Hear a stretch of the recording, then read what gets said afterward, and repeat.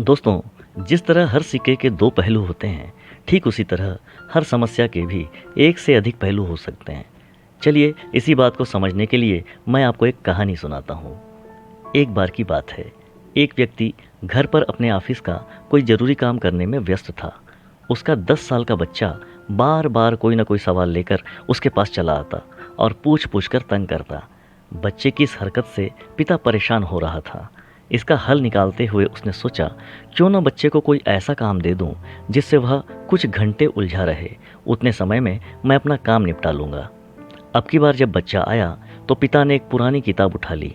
उसके एक पेज पर वर्ल्ड मैप बना हुआ था। उसने किताब का वह पेज फाड़ लिया और फिर उस पेज को कई छोटे छोटे टुकड़ों में काट दिया और फिर वो सारे टुकड़े बच्चे को देते हुए बोला, इस पेज पर वर्ल्ड मैप बना हुआ था, मैंने इसे कुछ टुकड़ों में बांट दिया है। तुम्हें इन टुकड़ों को जोड़कर फिर से वर्ल्ड मैप तैयार करना है। चलो जाओ, इसे जाकर जोड़ो। जब वर्ल्ड मैप बन जाए तब आकर मुझे दिखाना। बच्चा वो सारे टुकड़े लेकर चला गया। इधर पिता ने चैन की सांस ली कि अब कई घंटों तक बच्चा उसके पास नहीं आएगा और वह शांति से अपना काम कर पाएगा। लेकिन 5 मिनट के भीतर ही बच्चा वापस आ गया और बोला, पापा देखिए, मैंने वर्ल्ड मैप बना लिया।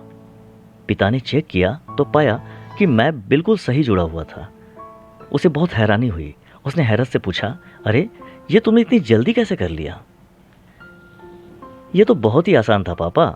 आपने जिस पेज के टुकड़े मुझे दिए थे उसके एक साइड पर वर्ल्ड मैप बना हुआ था और दूसरी साइड पर कार्टून।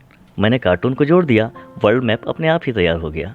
पिता बस बच्चे को देखता रह गया। दोस्तों, अक्सर हम कोई बड़ी समस्या सामने आने पर उसे देखकर ये सोच लेते हैं कि समस्या बहुत बड़ी है और वो हल हो ही नहीं सकती। हम उसका एक पहलू देखते हैं और अपना दृष्टिकोण बना लेते हैं, जबकि उसका दूसरा पहलू भी हो सकता है जहाँ से उसका हल बहुत ही आसानी से निकल आए। इसलिए जीवन में जब भी कोई समस्या आए तो हर पहलू देखकर उसका आकलन करना चाहिए। कोई ना कोई आसान हल जरूर मिल जाएगा। कहानी आपको कैसी लगी कमेंट करके जरूर बताएं। अगर अच्छी लगी हो तो लाइक और शेयर जरूर करें। अभी के लिए इतना ही, फिर मिलते हैं अगली कहानी में।